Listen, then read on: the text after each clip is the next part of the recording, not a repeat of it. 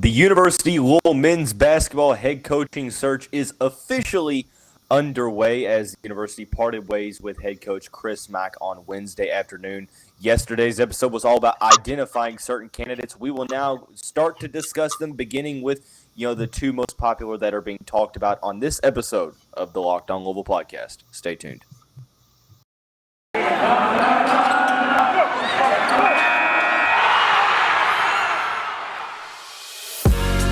You are Locked On Louisville, your daily podcast on the Louisville Cardinals.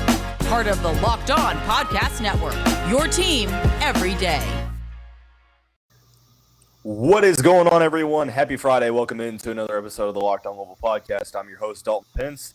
This time I want to say thank you, as always, for making us your first listen of the day. And just a reminder, the Locked On Louisville podcast, free on all streaming services, including YouTube, 5 days a week, your team every day. It's not a Wednesday, but it's always a special day when Cardinal Sports Zone co-founder Jeremy Wahman is in this virtual studio with us. 55, what's going on, man? Not much. Phone's been blowing up. I have never had to charge my phone so many times in one day as I have had to the last 3 days. It's been nuts around here. More crazy stuff going on tonight, or went on last night. It's just it's a circus around here. But I'm glad to be able to be here to sort the truth from the rumors. Yes, sir. It is. There is no shortage of newsworthy things popping up in the media over the past couple of days, and through this weekend we will soon find out. But I want to start to officially break down the Louisville men's basketball head coaching search. I'm going to first ask you, Jeremy, what are you looking for in a head coach? That's what we'll start out with, and then in the final two segments, we will start to dive into the individual candidates, beginning with probably the most popular one right now, that is former Louisville national champion Kenny Payne, current assistant of the New York Knicks. We'll talk about what he brings to the table and why or why not he's a good candidate. And then in the final segment, people have already been talking about Bruce Pearl. We're going to break down that saga and just how realistic that Pearl ends up as the Cardinals head coach. Before we get into the content of today's show, for those who are not aware of who we am, you see it on Jeremy's hat. We're both with Cardinal Sports Zone, so be able to be sure to check that out. All the great podcasts at cardinalsportszone.com. But let's get right on into the show. Without further ado, Jeremy, I want to start out before we get into the two probably most popular candidates right now. I feel stupid just asking this because I feel like it's almost straightforward. Like, you want a guy that's going to come in and win, but I feel like there's been kind of a dissonance from the fan base on what they're looking for or what they're prioritizing. What are you kind of prioritizing and looking for in the next Louisville men's basketball head coach? Great question. Well, first off, I want him to be able to be an instant impact guy on the recruiting trail. Somebody that can go out and just light it up recruit-wise. I also would like to have a guy who has some sort of college and pro experience. I'd like for his last name to rhyme with train. Just a couple of things that I'm looking for in our basketball coach. Spain? No. Oh, gosh. But, yeah, and I also like coaches whose last names start with P. And no, not Patino or Petrino. So what rhymes with train? What? It starts with a P. Anyway, that's what I'm looking for in a head coach. Absolutely has to be a former national champion as well. So you got a pretty. Yeah, I'm pretty. I know exactly what I want in the next coach. Well, let me ask you. Obviously, you and I are on the Payne train, so to speak. We'll discuss that here in the next segment. But assuming that Louisville is going to, or you would hope that Louisville does a nationwide search, to do their due diligence, to do their homework, and whether that be vetting multiple guys, interviews with multiple coaches, etc. Who knows what goes on behind the scenes? Well, if anybody knows, But regardless, does it matter if they come from an experience of Power 5, versus Group 5? Because there's been like a handful of Power 5 coaches that have been thrown out there. There's a handful of Group of 5 coaches, etc. Does that hold? Do Power 5 coaches hold more weight to you, or is it kind of based upon just context and stuff like that? Yeah, I mean, it doesn't have to be a Power Five. Like most of your successful coaches now were coaches at smaller schools first and had success there, and then moved on to the big time. But yeah, I'm mostly looking for a guy who's never been a head coach before. Someone who's friends with Milt Wagner would be good too. That's a selling point for me. And someone who could, you know, benefit us to get some more big name boosters back. So, no, all jokes aside, I think that this next guy has to. I mean, from from what I've been hearing and what I can and cannot say, here's what I can say. Those of you that are against Kenny so much, just because he coached at Kentucky and got like 37 people to the league, definitely something else I'd want in a head coach. But you better watch what you ask for, because if y'all don't get on board with Kenny Payne, the list that they're going to go after is going to infuriate you. And it's not the names. I feel confident that I'm allowed to say that they put up some odds earlier today on one of the news stations for Vegas, and there are like 13 names on it. Only 2 names from that list are on the actual list that I was told by somebody pretty close to the situation.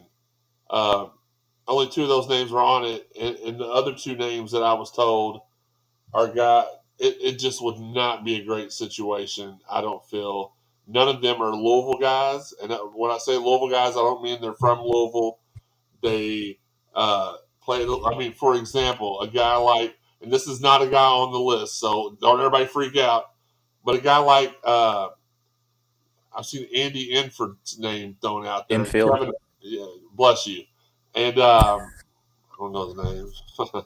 uh, and then Kevin Ollie. Those 2 guys are not Louisville guys. They don't look like. Where is Kevin Ollie now? I don't even. Are Somebody you talking said about the they saw him UConn? at a Are you talking about the Sbarro. UConn coach? I don't know. Somebody said they saw him at a Sbarro last week up in Connecticut. So um, they didn't say if he was working or eating. They just said they saw him What there. does that What does that correlate with anything? Would they talk to him and say, "Dude, you getting the job?" Oh yeah, I'm getting it. Look, I bruised my rib, and you're making me laugh. So this is not. Let's. But you're the one. How are you going to bring up I Kevin? know, Kevin Ollie's been out of I UConn didn't. for I how didn't many years expect the now? reaction you gave me. I have a picture with Kevin Ollie. It's kind of funny, slightly going off topic. Literally, like 3 weeks after they won a national title, UConn did in 2014. For some reason, actually, no, it wasn't a couple weeks. It was a couple months. It was an AAU tournament in Louisville. The Harrison twins were playing, and there were a couple other, high Division I guys, Malik Monk, etc. I went to the Cardinal Hall of Fame Cafe and actually took a picture with Kevin Ollie, and it's somewhere on Facebook. But pretty good story. He's a nice guy from the interactions I had with him. But go on. On Facebook or Facebook for Kids? Because that was a long time ago. 2014, I just turned 16, so. Oh, so it was on MySpace. Gotcha.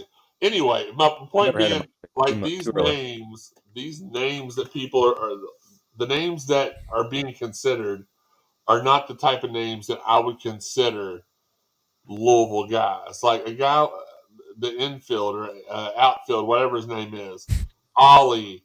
I've seen a couple people throw out the coach from Oklahoma State, Boynton. I don't look at them and think Louisville guys. I just don't. Musselman, not a Louisville guy to me. Oates, not a Louisville guy to me. Huh? I was just saying you don't think so. No. We need a guy that can make an impact. And I hear the people's ploys. Oh, he's never been a coach before. A lot of people have never been a head coach before. And stop comparing him to Penny Hart. The next person that compares him to Penny is going to earn one size extra large slap across the face. First of all, Penny, didn't he just start coaching though? Like when he got the Memphis. Yeah, he was an AAU and a high school coach before this. Kenny Payne was coach for the Knicks. I want to save the Kenny Payne talk for the second segment because this is a great transition into it. Gotcha. Okay. A very, very quick question. Do you see, now obviously this list you speak of, obviously I have not seen it. I don't know who's on it or anything like that, so I'm not going to act like I do. This is, generally speaking, Do you see that, in coaching searches, you feel like the list changes? Some guys turn it down, some Yeah. guys, right person, wrong timing, etc. Do you see this list changing, or is it just kind of too early to tell? Because we are only, officially like the first day of this coaching search. I mean, sure, it can change. Things like that are so fluid. Like you said, they can contact people. Even during the press conference the other day, Josh alluded to the fact he talked to an old friend, which we all know he's talking about Jay Wright. I mean, nobody's Jay stupid. Wright to Louisville, you heard it here first. Yes, absolutely. No, like he was like the way he told the story to me. Now, maybe I misinterpreted it. The way he told the story sounded like to me is that he was kind of like, "Hey, Louisville job's open. What do you think about it?" And the guy was like, "Yeah, definitely a top 10 coaching uh, position of all time. Anybody that gets it will be." It kind of sounded like to me that the person he was talking to just kind of brushed him off and was not interested. Now, I don't know if he flat out asked him. He didn't say that. But the way the story was told, it sounded like he was like floating the idea out here. And the guy just didn't bite. So um, I'd love to have a guy like Jay right here. I think he's absolutely a Louisville guy. Uh, It's Obviously, hard to take guys, one of those guys away. I mean, Philadelphia native, won two yeah, titles in we're not going to six. take Jay. We're not going to get Billy Donovan. We're not going to get Bruce Pearl. Um, I think Kenny Payne's the only home run guy out there. If you hire any of these other guys, it's going to be a 4 to 6 year rebuild. Kenny Payne can shrink it down to a 16-month rebuild, if that. Obviously, Jeremy he's probably the conductor of the Payne train, so to speak, right now. I'm going to give him the floor in the next segment to give his rationale as to why Payne should be the hire and is definitely a worthy candidate for the Louisville coaching search here in just a second after we talk about our friends at GetUpside. Hey, Cardinal fans, once again, this is your host, Dalton Pence, with an incredible app everyone who buys gas needs to know about. GetUpside. My listeners are earning cash back for every gallon of gas every time they fill up. Just download the free GetUpside app in the App Store or Google Play right now and use the promo code SCORE for 25 cents per gallon or more off on your first fill-up cash back. Don't pay full price at the pump any longer. Now, some people who drive a lot are making as much to $200 to $300 a year in cash back, and there's no catch. The cash back gets added right back to your account, whether that be bank account, PayPal, e-gift card for Amazon, etc. Just download the free GetUpside app today and use the promo code SCORE to get 25 cents per gallon or more cash back on your first tank. Speaking of GetUpside, it's Super Week brought to you by GetUpside, and there's no better place to get coverage of the big games this weekend than the Locked On NFL podcast. Locked On NFL will be in Los Angeles all week covering the big game, which is just 48 hours away, depending on when you're listening to this. So definitely be sure to check that out. But as always a treat when I have my good friend Jeremy Wahman in the studio with me, the virtual studio, the Restream studio, talking about the program that we love, the Louisville men's basketball team. I will argue, 2001, obviously I wasn't necessarily aware too much of the magnitude of that hire of Rick Pitino, considering I was 3 years old. But I would venture to say that this is probably somewhat close because this is a great opportunity for the program to, you know, get things rolling again for you. You've just said it in the past 10 minutes. You think that is Kenny Payne. Give your rationale to those listening as to why you think that the New York Knicks assistant coach is the right guy for the job. Well, first off, I want to bring up the fact that a lot of people your age don't remember this, but when Rick was named the head coach, he was a at the buzzer name. I do kind of remember that. Like I said, I don't know Either the details McCray or of it. one of the McCray brothers was the favorite to get it. Rick Pitino hadn't been mentioned at all. They said tomorrow, breaking news, and no social media or internet then. They're like, tomorrow we'll let you know who the surprise candidate is for the job that just popped up in the last 24 hours. And literally the next day on the news, Rick was announced as the coach. So that was kind of like uh, a, a live on the air breaking news thing that happened. So We definitely don't want to get caught in a situation where we don't get another Rick, uh, but another coach the magnitude with the upside and the potential um, to have the success here that Rick had. But the reasons why I picked Kenny, well, first off, his name rhymes with train. That was one of my prerequisites from earlier. He's the former national champion. No, well, again, this guy is going to bring the recruits in. If the rumored staff, which we've all a couple names have been floating around, Nolan Smith, Milt Wagner, uh, like that's an automatic yes for me right there. That's bringing back local star power. Like that's what we need right now. Us as a fan base has been damaged so much that we need some local people to coming in positions of power and coaching to to help us get through these hard times. We need a hometown kid.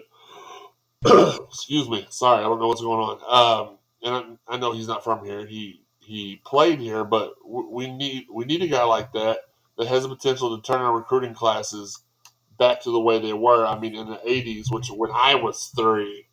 Um, sorry, something that's coming out. Like we went to the Final Four every other year almost. Like Louisville was. I don't even know if there's been a school in the '90s, 2000s, 2010s that was as dominant as Louisville was. Now they only won two titles, but sure there may have been some teams that have won more. Well, no, in the '80s I meant um, in a 10-year time frame. But as far as Final Four appearances, I can't really think of anybody who matched what Louisville did in the '80s, other than the Bruins, the prior 30, 40 years. So, and oddly enough, it was a former Bruin that came to coach here that kind of carried that on in the '80s. But no, I think he gets the recruits back on board. I think he eventually switches it to Nike, which in turn gets us better football recruits, gets us better basketball recruits. Say what you want to, but Worldwide West is a monster as far as the recruiting uh, scene is concerned, and the things that were illegal when he was doing things at Kentucky are not illegal now. You can find a way around each and every one of them. I want that kind of power behind me. I want that kind of power. I don't know what's wrong with me. Protecting me. Um, there's just so many things. Like I said, his rumored staff, the fact, my main thing is any. I said this last segment. Any other coach, it takes 4 to 6 years to turn the program around. With Kenny, it's 16 months, if not less, and he has the potential to bring. There's also some stuff going around there that now that his longtime friend and former AD at DePaul, right? He was the AD at DePaul. I think he's maybe assistant AD. I'm not sure. I don't know too much about him. Dwayne Um, Peavy, he yeah. wants to bring him here to help turn things around, and I think I don't think that's a bad idea. Again, I think people are going to be like, Kentucky, but I want to win. Like I want, and if we can't compete with the Nike money, excuse me, that was my rib spasming there. If we can't compete with the Nike schools, and all we're ever going to have is 1 or 2 Final Fours per decade, then I need more than that. I Mhm. need more than that. I need us to be competitive like we were in the '80s when we had, oddly enough, we had Worldwide West's support in the '80s. He was behind our bench. He was helping us out in part of the '90s. That's what I want. And as long as nothing like illegal goes down and he can win, I'm Mhm. good with that. And if he gets there and he doesn't succeed, he doesn't succeed. But for the people that are like, oh, he's never been a head coach, well, as much as I like the guy and as much respect as I have for him, Chris Mack was a head coach before here, and he came here, and you see what I mean. Sanctions are not being over his head. We not been in a good place the last 4 years, so And I'm it's willing worth to give a guy like noting. Payne a chance. It's worth noting that Duke and North Carolina, soon to Yeah, be Duke, both have or will be hiring assistant coaches that have not been head coaches, first-time head coaches at a blue blood program, arguably two of the top three out in the ACC. You mentioned recruiting.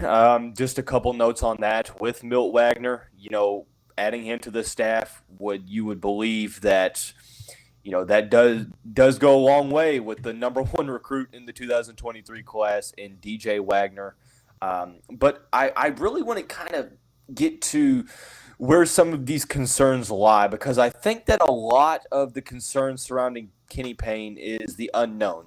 You don't have a ton of concrete and tangible evidence of what he would be like as a coach. Now, for those that have been following along with the team down the road, which I mean, as a college basketball fan, I watch them. I see what Kenny Payne has done.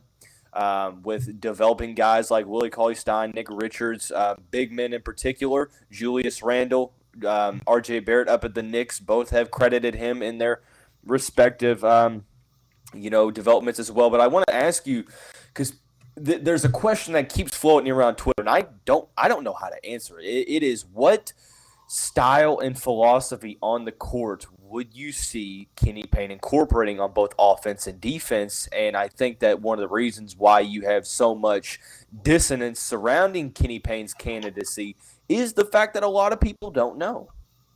There's two things. The first is that he coached at Kentucky, which I know for a fact. The reason he left Kentucky to go to New York was because one day he wanted to be considered for this job. So he wanted to distance himself from the University of Kentucky. Chess, not checkers. Right, absolutely. So he went to New York. He knew that eventually he'd get the chance, and that's why he did what he did. Secondly, the X's and O's, the philosophy and stuff, I don't know what he's going to do. I don't know. But the thing is that's why you grab, even Coach P had a veteran coach in his corner like Ralph Willard that could help him out. Not that he needed the help, but like when he was in tough situations, he went to Coach Willard and he helped him out. So if you hire a Milt Wagner and I almost say Donovan Mitchell, a Nolan Smith, it's a no-brainer. Donovan Mitchell on the staff? Yeah, absolutely. You got to hire a third person, and it can't be any of the other 80s guys because you're already acquiescing them by putting Milt on the staff. And I think people will get that. But it's starting to look that I've been hearing rumblings that DJ may be going G League instead of college. So we'll see how that plays out. Well, why wouldn't you? I mean, and if that's the case, though, I don't think maybe you still bring Milt on. I don't know. But the third guy's got to be somebody like a Ralph Willard, or Chris Mack's Ralph Willard was Dino Gaudio. Now I'm not saying bring Dino in, obviously, but that was his wisdom guy. That was his X's and O's, his situation guy. You bring in somebody that knows the game, that doesn't mind being a well-paid assistant, and they help you through. Because that talent, bringing in like a lot of people would also argue, well, Coach Ducci down the road is not that great of a coach. He's not that great at X's and O's.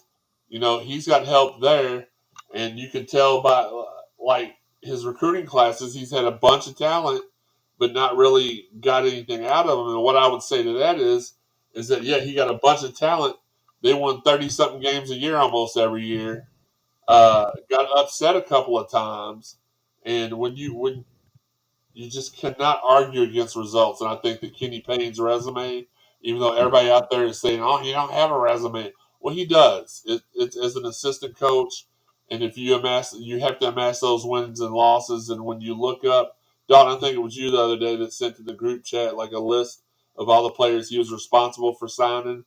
It was just mind blowing. Yeah, it's wild. It definitely is. And Kenny Payne, like I said, I'm right there with you. I think he is a solid option. I've been sold for quite some time now. I think, one of the reasons why people are hesitant to jump on the Payne train is that they do believe that there still is a possibility to land Bruce Pearl. We're going to talk about why that gets, bleaker and bleaker with the passing days. We'll talk about that here in just a second after we talk about our friends down at Built Bar. It's the new year, so this means upholding your New Year's resolutions. By now, at the end of January, your conviction, your will to continue with it might be faltering. But if yours is about getting fit or eating healthier, make sure you include Built Bar in that plan. It's going to make that process so much easier, and it helps you stick to that resolution because they taste good, taste like a candy bar, not like your usual protein bar that could be chalky, waxy, or even just plain hard to choke down. They're very healthy as well. There are a ton of different flavors to choose from: peanut butter brownie, cookies and cream, salted caramel, mint brownie, etc.,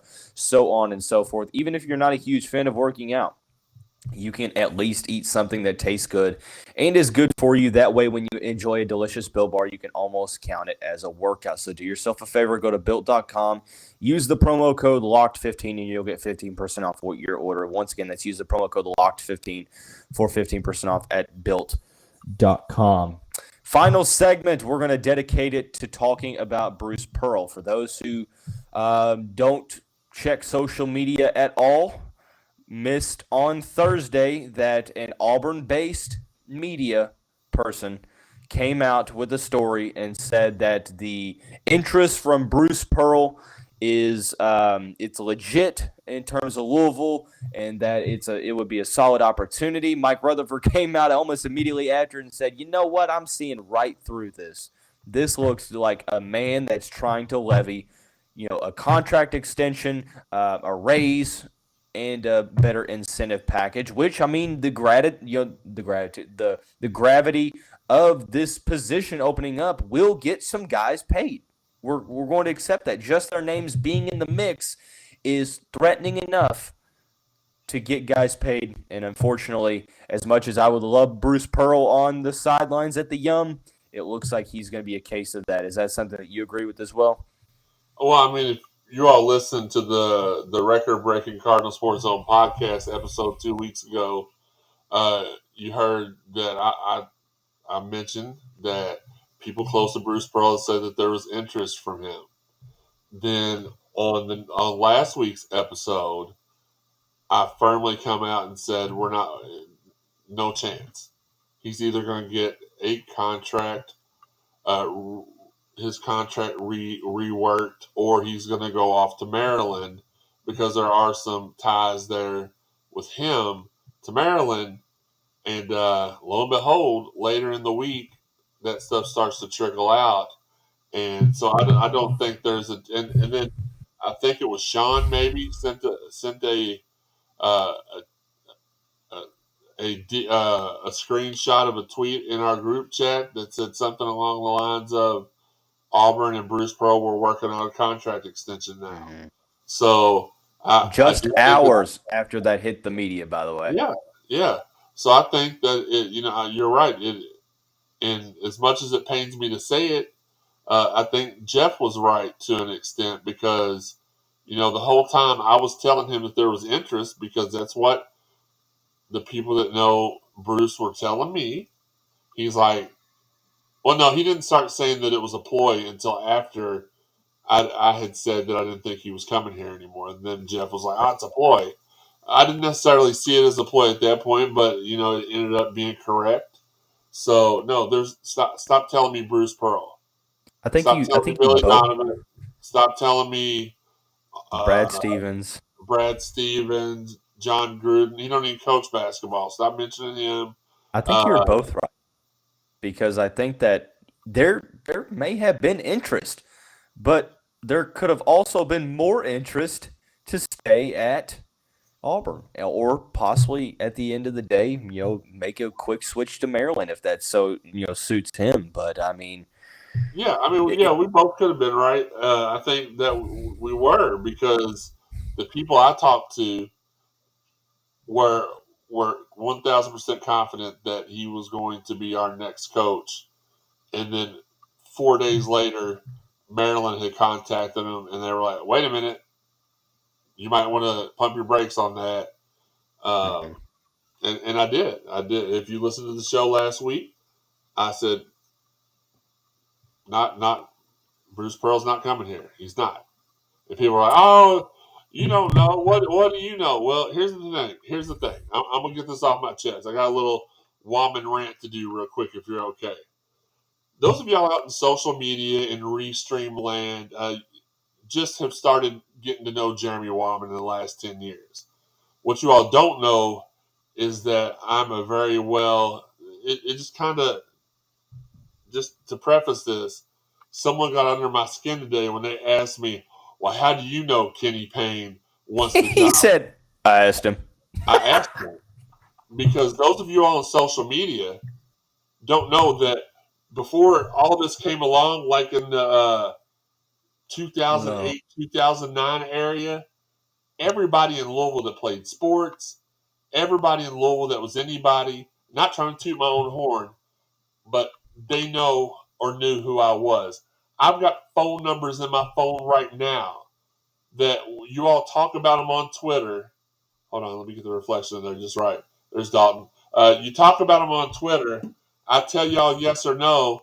Well, how do you know that? Well, because I texted them. I've got Sam Madison and Samaki Walker and DeJuan Wheat and No, you Devontae don't. Parker. Give us their numbers right now. You know what? Let me see something real quick. If I can show you a number, just for an example, just so don't do that. no, I'm not going to show the number, but let's see. But just right here's one that I can show you that says T Will. That's T Will's number underneath my finger. Samaki Walker. So again, without trying to, I'm not trying to flex. Not trying. People know me. Just because I know you. the people, you know me. Just because the people on Twitter, and here's the thing about it: most of those people don't fool with social media. Mm-hmm. So I'm stuck in between two, if you want to call it generations, the pre and post social media generations. The post The social middle media child, generation, so to speak. right? Prefer- The current, they don't know as much about me, but I mean, I could call on any number of people, both Louisville and Kentucky. Alvin Sims, Nazi Muhammad, Derek Anderson, DeJuan Wheat, Samak. I mean, just anybody. So I wanted to preface all that because I was getting kind. I don't even remember what you asked me now. I was getting so fired up because that person popped into my head. So can you set me back No, up? it really wasn't even a question. I think I just pointed out the fact that I think both of you were right in Oh the yeah, sense yeah, yeah. that So no, none sucks. He wasn't right.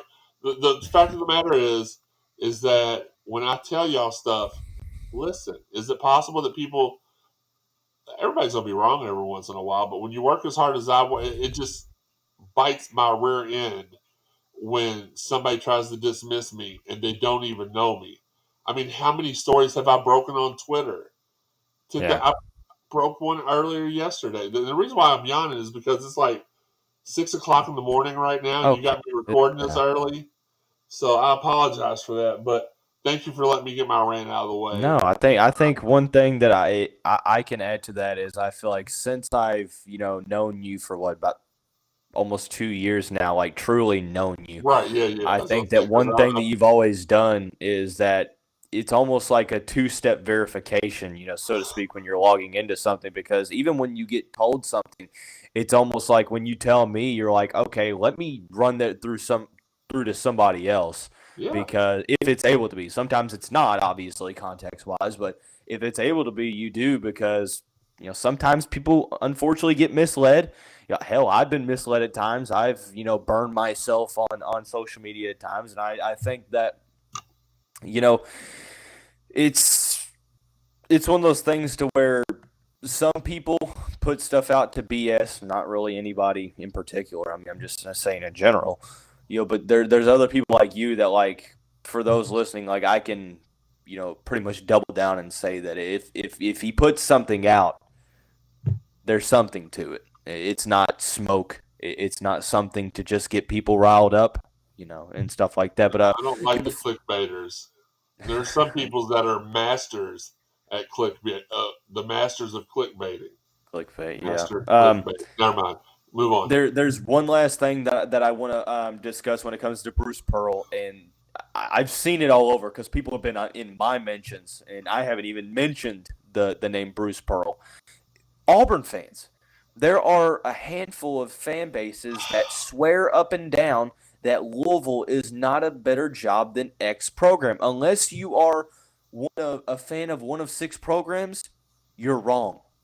It's as simple as that. I'm not sitting here, saying, big bank take little bank or anything like that, or we're better than you, but just the reality of the Well, we are. situation is, yeah, but the reality of the situation is, like, I'm not naive to say that Louisville is as good of a job as North Carolina or Duke or the school down the road, but it's better than Auburn, it's better than Arkansas, Alabama, the SEC schools -1, pretty much every other college coaching job in America.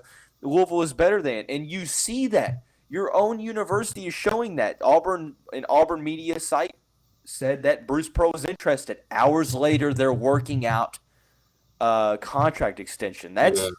That's not coincidence. Like, they know, like, if you want to keep your coach, you have to do what you have to do. So that's you went on a little rant. That's my little rant. People have to stop capping, so to speak. People have to stop lying just to be difficult, so to speak. I understand that it's a pride situation, but at the end of the day, I'm just going to be honest. Louisville is the top 7 to 8 basketball job. I don't know what you just showed me. A former Louisville basketball player calling me right now in the middle of the podcast. Answer and put them on. Can't do it. I'm playing, but Because I know how he'll answer the phone. What's up, mother blank? Oh gosh, but no, definitely. I remember now what kind of got me on that rant. It was talking about Bruce Pearl and the validity of the statements. And people are like, you don't know Bruce Pearl's not coming. Yeah, I do. Actually, if you go back and listen to the show, the last 2 shows, we spilled a lot of tea, like clean up on everything the last 2 weeks on the CSC podcast. We're going to try not to be as messy the next couple of shows. We're trying to keep our good standing with some of the people. But yeah, I have been very active. I've been talking. I know you didn't ask me about this. You may have addressed this on another show. But I've been talking to the assistants. They say the players are more upbeat. There's only like 1 or 2 players that are upset that Mac's gone. I like Chris Mack as a person. I don't have any problems with him. I said this on Twitter today. I think he was put in an impossible situation. This was a lose-lose situation from him from day one. If he didn't win a title, go to the Sweet 16 every year, do something to make the allegations, the sanctions come back quicker, that he was going to be, because people these days are not patient. You need 4 or 5 years for, we've talked about this before, 4 or 5 years for a football coach to come in and put his stamp on the team and get his guys and his program, his game plan in place. Basketball, maybe a little, maybe a little more, because you've got to be able to take teams and mesh them together. And Chris Mack went out on a limb and he grabbed about 6 or 7 guys from other teams and brought them in. So I don't have any. Like, I would have given him another year or so easily, but he was ready to go. It looked like we were ready as a fan base, even me, ready to move on from him. So it is what it is. Best of luck to you, Coach. Hope you enjoyed doing all the things with your family that you talked about yesterday. So and the last thing I've got to say, to Auburn fans, look, I'm not disrespecting the Auburn job, because you're number 1 in the country for a reason. I think that you have the right man for the job. And honestly, if he's not at Louisville, I hope he stays with y'all. It keeps the team down the road in check. We wish you all a ton of success as well. There's no hard feelings. It's just the fact that I do believe that Louisville is a better job than Auburn. No disrespect to the Tigers. We all definitely. Definitely. Like 10 times better of a job. Yeah, you're still very, very successful for your all's program. Auburn's not even a top 50 job. Okay, well, but still. Next week's episode, for the Auburn fans on next week's episode, I will name all 50 teams that are better jobs than Auburn. Starting with number 50, Western Kentucky. Oh, gosh. That's a better job. 49, Bellarmine. Not a sneak peek. Get out of here. But that's going to Before we get out of here, a couple quick shout outs. Obviously, Jeremy alluded to record-breaking podcast past 2 weeks, cardinalsportszone.com. You can check that out. Also, the Locked On Bets podcast hosted by your boy Q with handicapping expert analysis from Lee Sterling. That is going to wrap up this Friday edition of the show. It is going to be a very fun week for the Louisville